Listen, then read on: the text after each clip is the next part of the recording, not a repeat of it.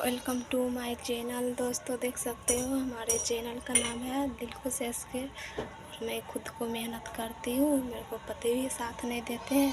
तो दोस्तों आप सबसे विनती है कि आप सब मेरे को वीडियो देखिए और अच्छा से अच्छा सपोर्ट कीजिए।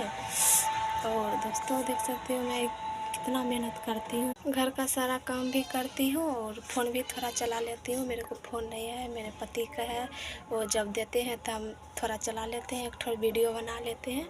अगर नहीं देते हैं तो हम वीडियो भी नहीं बनाते हैं, छोड़ देते हैं।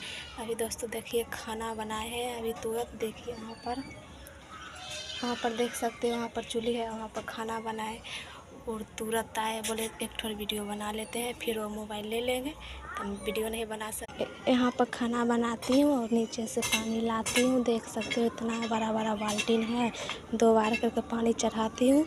अभी खाना बना है, देवर जी उतार कर ले गए।